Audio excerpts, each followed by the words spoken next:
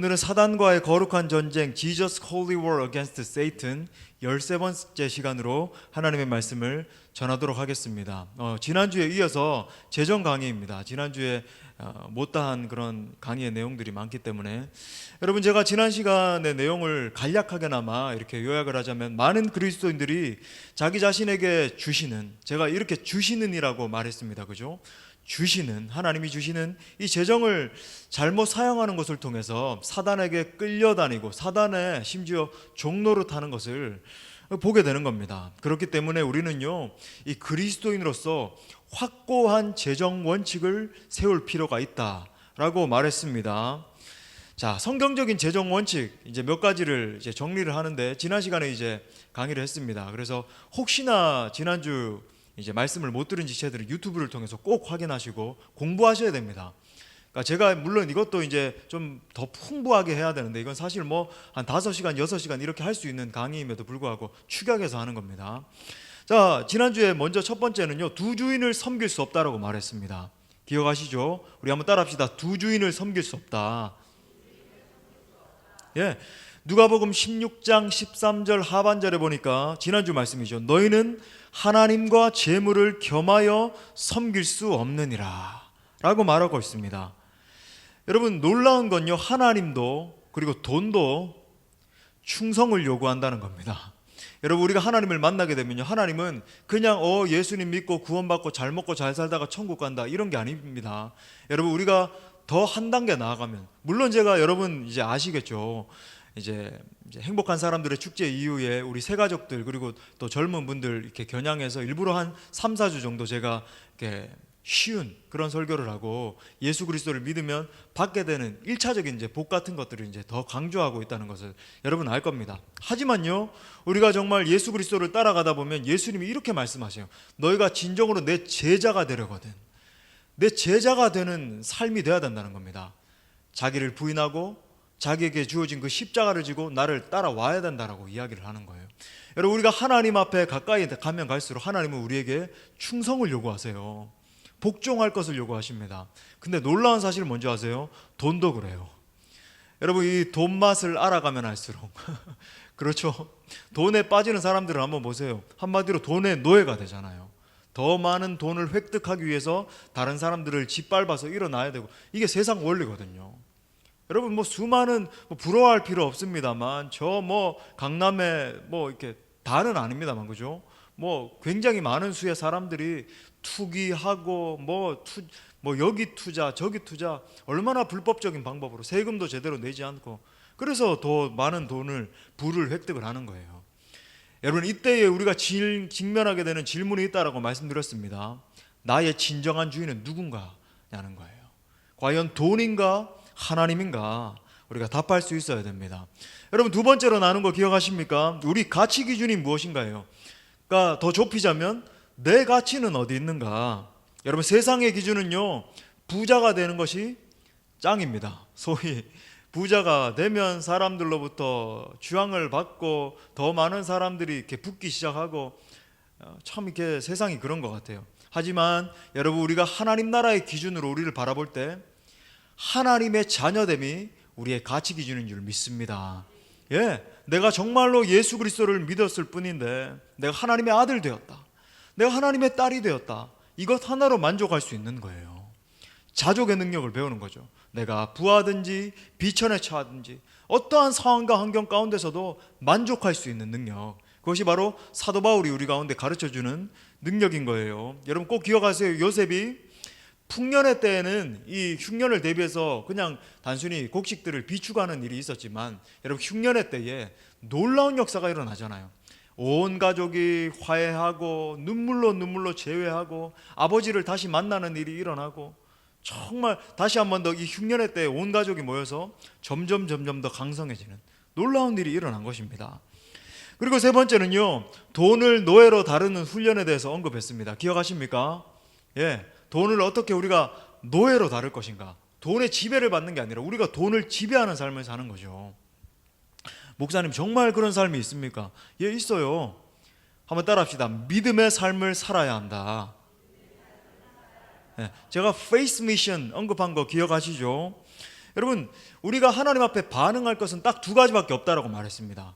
또 한번 따라할까요? 순종 그리고 믿음. 예, 순종과 믿음밖에 없는 거예요. 그러니까 순종이라고 하는 것은 주님이 명령하시면 할 수 있다라고 생각하면서 실행하는 겁니다. 예, 아멘 하면서 달려가는 거예요. 믿고 순종하는 거예요. 그리고 신뢰하는 거죠. 순종했다면 신뢰하는 거예요. 여러분, 믿고 맡기는 걸 말하는 겁니다. 그러니까 더 쉽게 얘기하면 돈에 연관해서 말하면요, 기도하면서 하나님의 일하심을 기다리는 거예요. 기도하면서 하나님이 역사하실 것을 바라고 소망하는 겁니다. 여러분, 제가 이렇게 말씀드리니까 쉬운 것 같죠. 저는 이걸 정말 많이 경험을 해봤어요. 그러니까 저는 약간 이상한 게 있어서, 그러니까 제 스스로 정말로 이렇게 안정을 추구할 수 있고 뭐 이런 상황에서 제 스스로 더 위기의 상황으로 이렇게 제 삶을 몰아간 적이 꽤 많이 있어요. 예, 사람들이 막 저를 막 붙들고 할 때에 하나님이 정말 원하시는 삶이다 이렇게 싶은 곳으로 저를 막 이렇게 몰아넣어가지고 광야로 스스로 막 이렇게 내디딘 적이 한두 번이 아닌데, 뭐 유학생활도 마찬가지였고 또 선교를 왔다 갔다 한 삶도 뭐 마찬가지죠. 그러니까 지금까지 생각해 보면 제가 선교를 거의 뭐 최소한 50차례 이상은 왔다 갔다 한 것 같고, 선교만 한 20개국 이상 이렇게 왔다 갔다 했어요. 똑같은 나라 뭐 카자흐스탄, 일본 뭐 이런 땅들은 뭐 4번씩 막 이렇게 왔다 갔다 한 땅들도 있고요. 2번, 3번 막 이렇게 왔다 갔다 했는데, 그럴 때마다 여러분 이 재정 싸움이라는 걸 해요.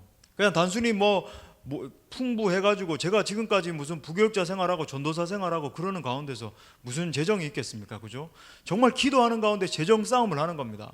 그러면요, 처음에는 정말 처음 시작할 때는요 당당해요. 하나님이 역사하실 것이다 막 이렇게 해놓고 이제 마감 때가 되는 겁니다. 그러면요 간이 막 콩알 많아지고 주여 도와주옵소서 막 이러면서 눈물로 막 기도하는 가운데 하나님이 채우셔서 선교할 수 있도록 역사해 주시고, 예, 날마다 그렇게 했고, 뭐 유학 생활을 하면서도 제가 뭐 몇 번 간증 드렸지만 정말 아무것도 없이 갔거든요.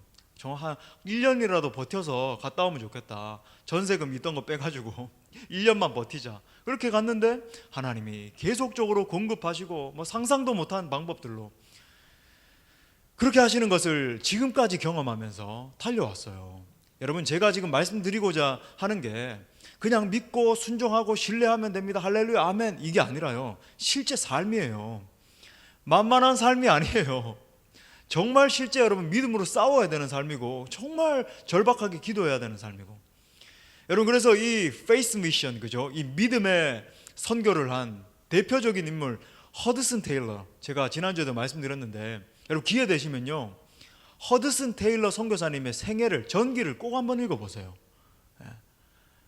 정말 우리는 그냥 그렇게 기억하잖아요. 허드슨 테일러 선교사님 참 위대한 선교사님이었지. 중국 내지에서 정말 더 깊이 들어가서 많은 선교 사역을 이루었지. 선교의 아버지라고 불리지.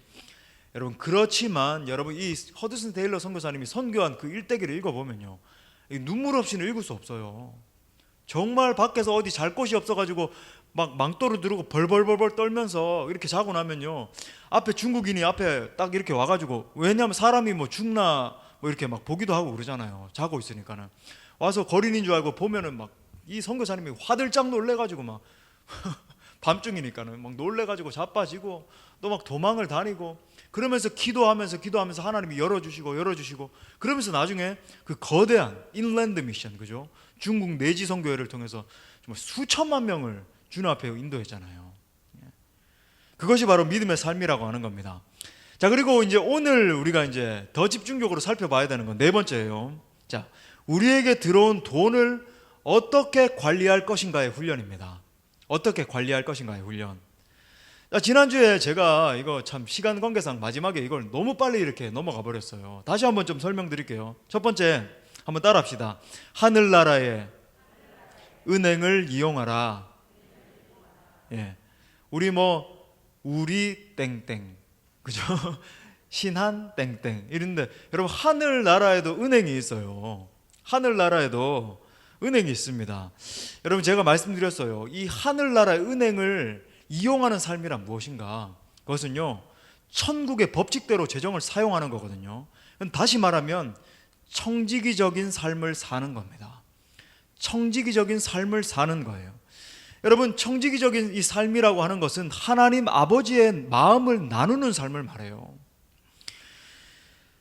여러분, 제가 말했습니다. 지난주에 모든 그리스도인들이요, 만약에 하나님이 마음 주시는 대로 자기의 재정을 나누어서 막 흘려보내고요, 급진적으로 하나님 나라의 법칙대로 재정을 사용하기 시작하면 어떤 일이 일어나는지 아세요? 이 땅에 하나님 나라가 임합니다. 이 땅에 하나님 나라가 임하게 돼요. 소위 이 하나님의 정의가 이 땅에 실현되게 돼요. 그러니까 가난한 자와 부한 자의 구분이 없어지는 역사가 일어납니다. 그래서 여러분, 하나님은요, 이미 구약 성경에서부터 시작해서 신약 성경에서도 계속적으로 이 하나님 나라의 정의가 이 땅 가운데 어떻게 이루어질지에 대해서 말씀을 하셨어요. 그런데 이제 이 신약 성경을 이제 잘못 해석함으로 말미암아 뭐 사회주의 사상 이런 것들이 나왔죠. 강제적 분배가 일어나서 정말 부재적인 현상들이 일어났잖아요. 더 큰 가난이 초래되고, 이 사회주의 사상에서는 그죠, 극소수 1% 미만의 이 엘리트 계층이 모든 부를 독식하고 대부분 이 사람들은 전부 가난하게 되는, 뭐 역사가 증명했죠. 뭐 러시아도 그랬고 저 북한도 그렇고 중국도 그랬는데 이 그죠, 자본주의 이 체제를 이제 받아들이기 시작했잖아요. 여러분, 이 하나님의 정의가 극명하게 실현되는 것을 보여주는 예가 언제 나타났다라고 말했습니까? 초대교회, 맞아요. 초대교회에 나타난 거예요. 성령께서 임하셨을 때 소위 여러분 보세요, 성도들의 마음 가운데 하나님의 마음이 임한 거예요. 하나님의 마음이 임하니까, 성령의 폭포수와 같은 강수가 임하니까 하나님의 마음이 발동되기 시작해서 이 자발적으로, 한 번도 사도들이 강요한 것도 아니고 자발적으로 갑자기 어떤 일이 일어나냐면 자기 소유를 팔아 가난한 자들에게 나누어지는 일이 일어나는 거예요. 그러니까 더 자세히 말하면 자기 소유를 팔아서 사도들의 발 앞에 갖다 놓기 시작하는 거예요. 지금으로 따지면 교회의 지도자들에게 이렇게 갖다 주니까, 여러분, 이 사도들이요, 자기의 이제 부족한 사람들을 알잖아요. 가난하고 이런 사람들에게 골고루 분배해 주니까 성경이 뭐라고 기록하냐면 가난한 자가 하나도 없더라. 그러니까 하나님 나라의 정의가 완전히 실현돼 버리는 거죠. 여러분, 만약에 우리나라에 이 뭐 1000만에 육박한다라고 하는, 뭐 지금 줄어서 뭐 850만 명 그러지만, 여러분 850만 명이 육박하는 그리스도인들이 진짜 예수 그리스도를 뜨겁게 만나서 정말 성령 충만함을 받아서요, 자기의 삶에 주어진 이 소유를 갖다가 급진적으로 레디컬하게 나누기 시작하면요, 하나님의 나라가 임하게 됩니다. 여러분, 이 땅 가운데 하나님의 정의가 실현돼요. 가난한 사람들이 없게 돼버립니다. 믿으십니까? 근데 이런 강의를 하면 아멘이 안 나오죠. 보통 아멘이 언제 크게 나오냐면, 여러분 정말 일확천금을 벌게 될 것이면 수능 기도회 있잖아요. 이 수능 기도회 때 제일 아멘 많이 이렇게 터져 나올 때가 언제예요? 우리 교회에서는 안 했습니다. 예전에 하나님 찍는 것마다 다 맞게 하여 주시고 아멘, 막 평양 대붕이 일어나요. 수능 기도 모임 때 진짜 평양 대붕이 따로 없습니다. 전부 막 그러니까 수능 기도 모임만큼 기도하면요, 그 교회는 완전히 막 부흥의 불길 타오르게 하소서 일어납니다, 진짜. 여러분, 오순절 성령 강림 사건, 그때 일어난 거죠. 자, 그리고 나서 자, 오늘 말씀으로 가는데 중요한 통찰이 나옵니다. 여러분 보세요. 꼭 기억하십시오. 하나님이 주시는 것은 심을 씨앗과 함께 먹을 양식이 함께 들어있어요. 자, 오늘 본문 말씀 한번 보십시오. 오늘 본문에 9절부터 다시 한번 보세요. 이렇게 말합니다. 기록된 바 그가 흩어 가난한 자에게 주었으니, 연보하는 걸 말해요. 가난한 자에게 주었으니, 지금 여기서 타협할 수 있는 뭐 문장이 있나요? 다른 거 말하는 게 아닙니다. 연보하는 거예요. 구제하였으니 그의 의가 영원토록 있느니라 함과 같으니라. 심는 자에게, 10절, 심는 자에게 먹을 양식을 주시는 이가 너희 심을 것을 주사 풍성하게 하시고 너희 의의 열매를 더하게 하시리니 너희가 모든 일에 넉넉하여 너그럽게 연보함은, 이러면서 이어집니다. 여러분 보세요. 여기서 알 수 있는 두 가지 큰 영적 원리가 나옵니다. 하나는, 하나님은요, 적게 심는 자에게 적게 거두게 하시고 많이 심는 자에게 많이 거두게 하신다는 원리예요. 왜 아멘 안 하십니까? 이런 진리가 선포되면 더 막 이렇게 뜨겁게, 그렇습니다 주님, 막 이렇게 돼야 되는데, 여러분 하나님의 계산은 정확합니다. 우리 하나님의 계산은 정확해요. 하나님 나라를 위해서 많이 드린 자에게 여러분 더 많은 축복을 주시는 거예요. 예. 근데 여러분 제가 말하는 게 더 많은 액수를 의미하는 게 아닙니다. 여러분 이건 양을 의미하는 게 아니라 어떤 면에 질을 말하는 거죠. 자기의 중심을 말하는 거예요. 여러분 양을 말한다면 여러분 과부의 두 렙돈을 한번 생각해 보세요. 과부가 이 두 렙돈이요, 만약에 이 두 렙돈을 과부가 드렸을 때는 자기가 생계가 위태로워지는 그런 상황이었어요. 그런데 자기 과부는요 이 하나님 앞에 정말 정성을 들여서 이 두 렙돈을 드려버리잖아요. 그러니까 예수님 뭐라 그러십니까? 저 과부가 드린 저 두 렙돈이 그 누구의 예물보다도 큰 것이라고 칭찬하시면서 그렇게 높여주시잖아요.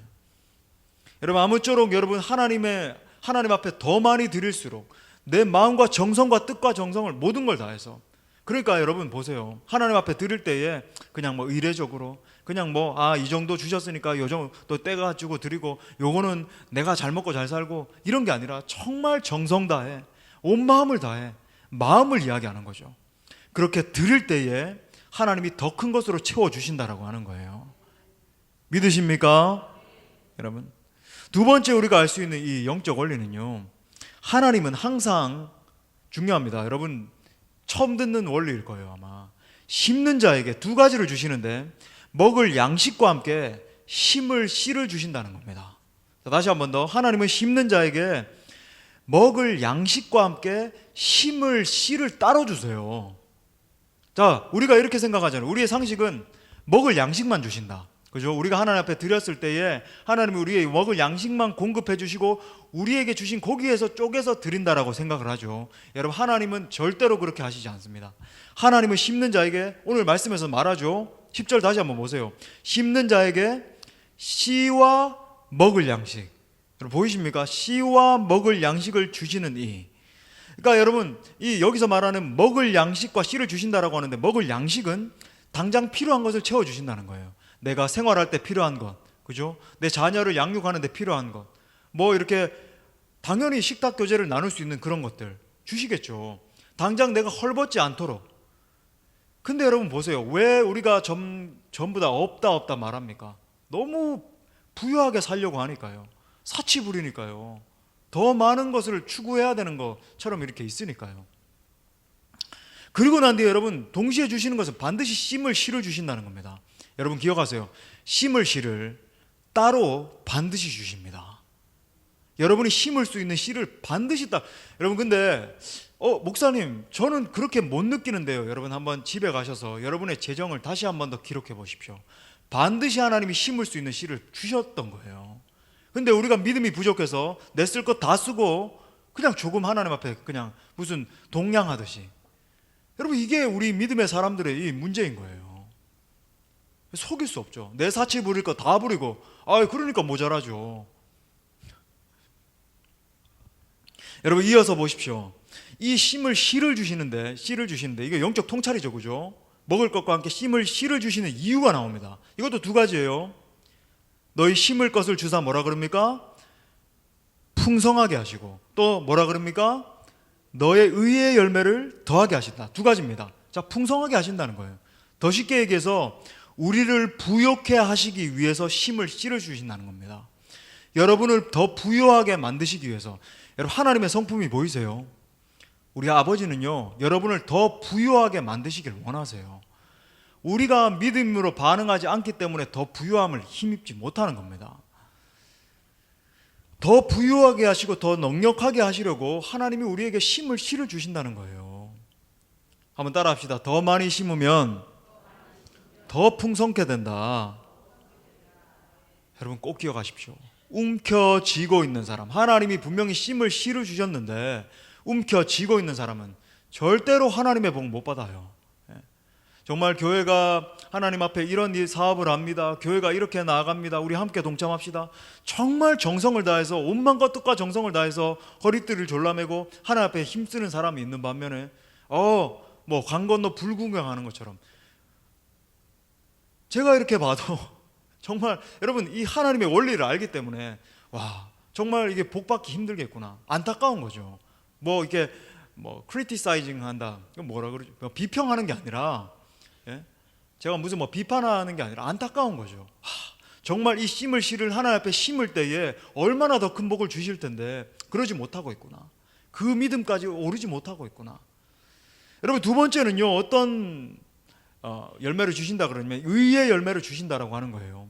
다시 말하면 the fruit of righteousness, 정의의 열매를 맺게 하십니다. 그러니까 하나님 나라에 크게 공헌하는 삶을 살게 하신다는 거예요. 예. 심는 자에게 씨를 갖다가 그대로 하나님 앞에 심을 때에 하나님 나라에 크게 영광 올려드리는 사람으로 우뚝 세워주신다는 겁니다.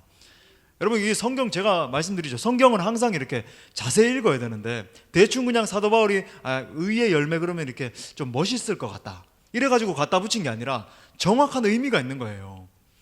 그러니까 하나님의 righteousness, 하나님의 의가 실현되는 것을 위해서 내가 심는 그것을 이용해서 하나님이 써주신다는 거예요. 할렐루야.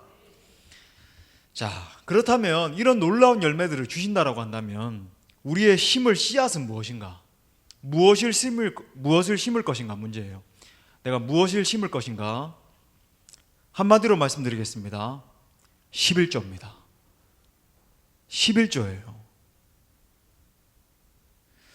갑자기 막 마음이 쪼그라드시는 분들이 계시는 것 같은 11조예요.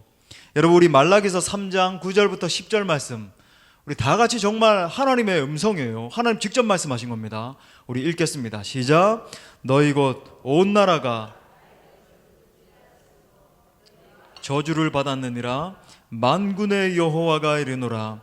너희의 온전한 11조를 창고에 들여 나의 집에 양식이 있게 하고 그것으로 나를 시험하여 내가 하늘 문을 열고 너희에게 복을 쌓을 곳이 없도록 붙지 아니하나 보라.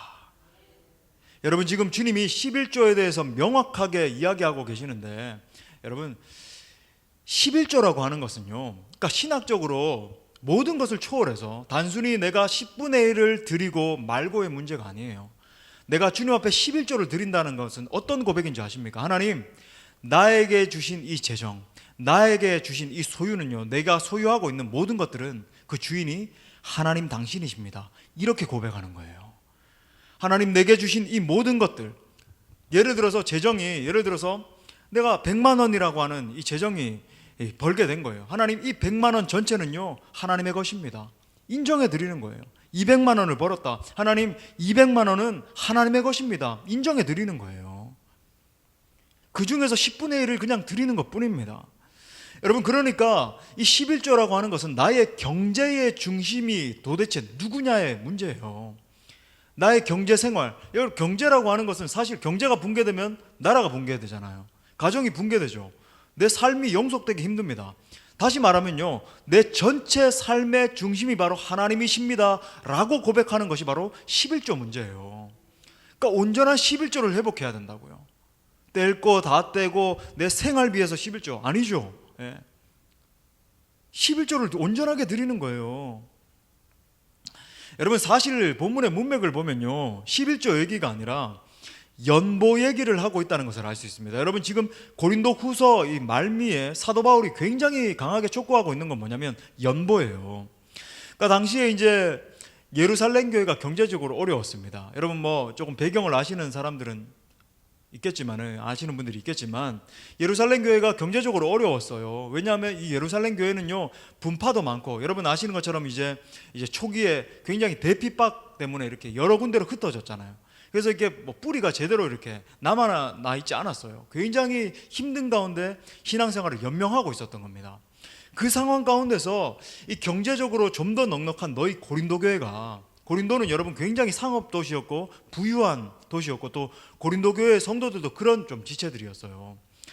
좀 더 부유한 너희 고린도 교회가 연보를 해서 예루살렘 교회를 도우라는 겁니다. 여러분, 이 신약의 연보 개념이 뭐냐? 여러분, 신약의 개념에 와서는 사실 연보거든요.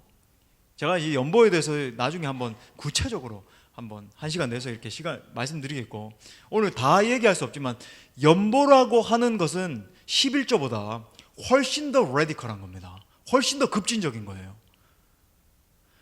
여러분, 이 10분의 1 정도를 드리는 정도가 아니라요, 자신의 이 절대적인 필요를 뺀, 정말로 허리띠를 졸라매서 나에게 정말 절대적으로 필요한 것을 뺀 전부를 드리는 겁니다. 여러분, 거기에 나오는 것이 바로 사도행전 2장과 4장에 나오는 놀라운 역사잖아요. 가난한 자가 없게끔 만들어버리는, 사도들의 발 앞에 둬버리고, 아나니아와 삽비라, 여러분 보십시오. 속이니까 그렇게 완전 멸망당하게 되고, 여러분 이건 굉장히 중요한 문제예요. 여러분 10분의 1 정도가 아니라 자기 자신의 소유를 과감하게 팔아서 가난한 자들에게 나누어 버리는 겁니다. 여러분 이것이 신약 개념의 연보 개념이에요. 와, 목사님 오늘 그런 말씀 하시려고 갑자기 힘들어집니까? 여러분 이것이 신약 성경에서, 제가 거짓말을 할 수는 없잖아요. 아유, 일반 목사님들이 이야기 안 하던데요. 여러분이 몰라서 그런 거죠. 여러분 신약에서 말하고 있는 하나님 나라의 명확한 삶의 원리가 바로 이 연보 개념이에요. 예수님도 연보를 말씀하셨고 사도 바울도 연보를 말하고 있고 연보를 말하고 있어요. 누가복음 12장 33절부터 34절, 여러분 예수님이 연보에 대해서 뭐라고 말씀하시는가?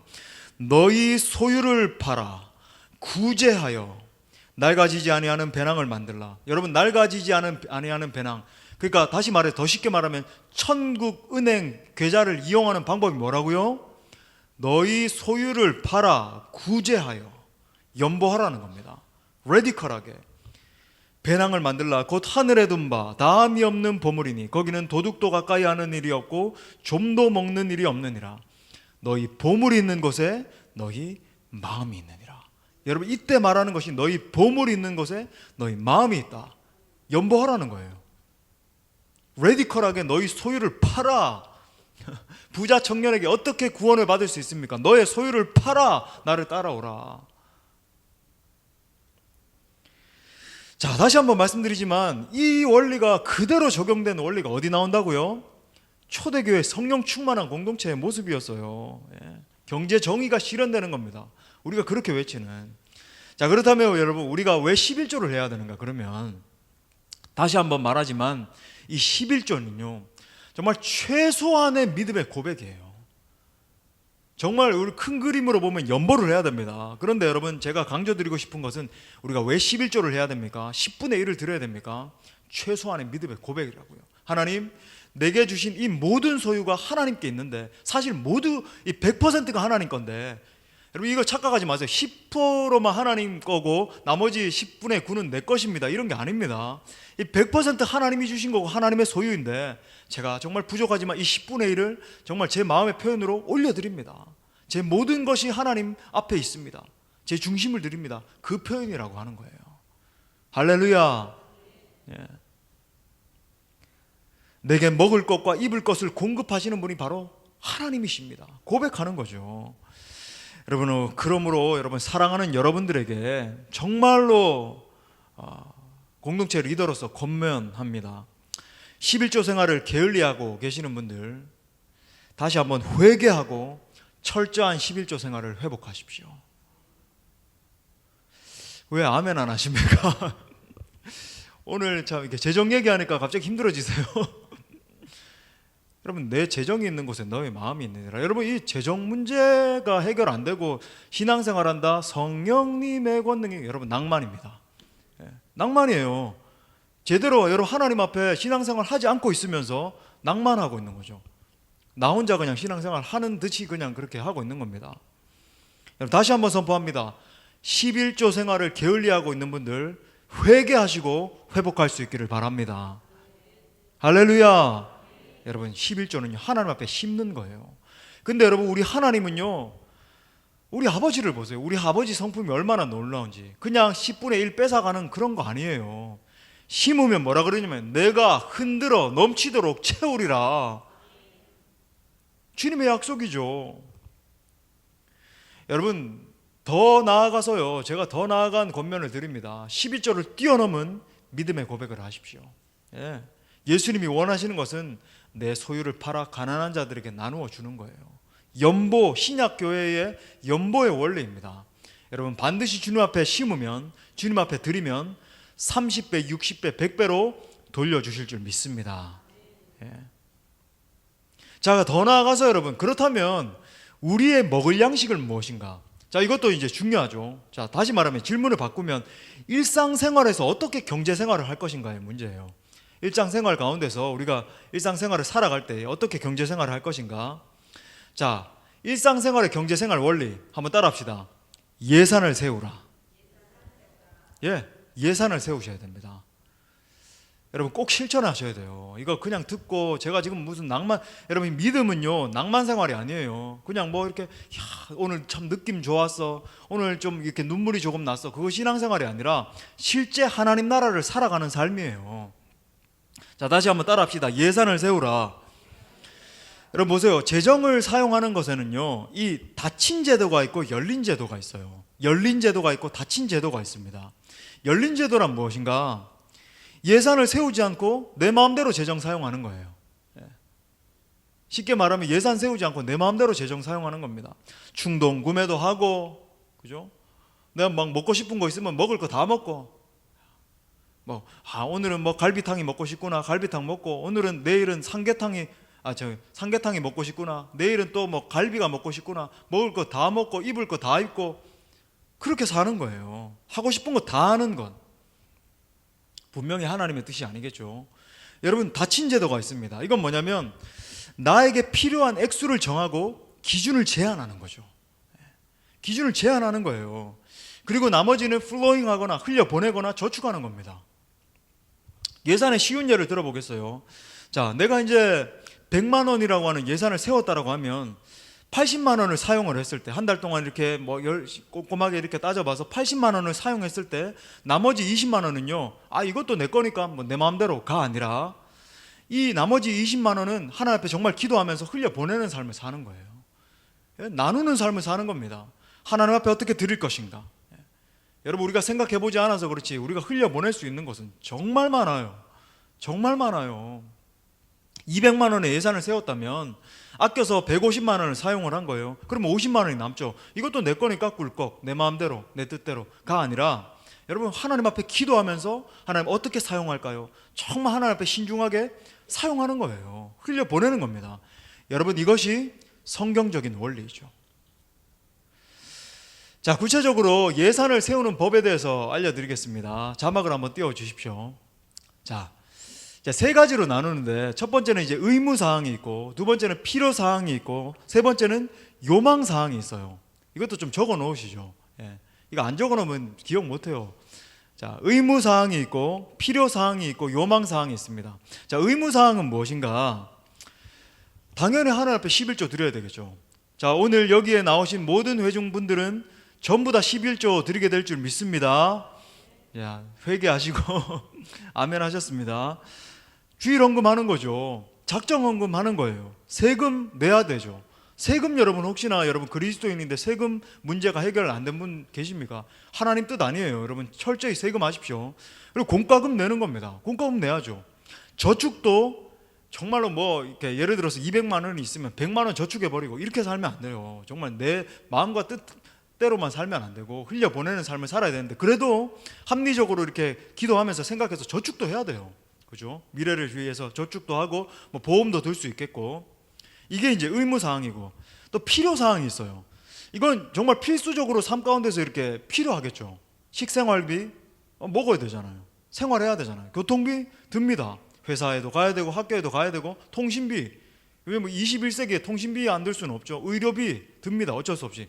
과외비 같은 것들, 아이들 여러분 이런 거 안 돼요.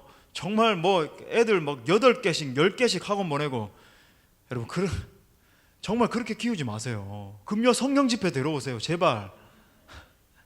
할렐루야. 아이들이 성령의 사람으로 키우는 게 중요하다니까요. 이 시간에도 막 학원을 3개, 4개, 금요일이 얼마나 중요한데요, 목사님. 알지도 모르면서 토요일도 중요하고 주일 오후도 중요하고. 애들이 주님을 어떻게 경외하는 자녀로 자라겠어요. 부모님이 은연중에 그렇게 가르치는데요. 야, 하나님 섬기고 하나님 앞에 기도하는 것보다 세상에서 성공하는 게 더 중요해.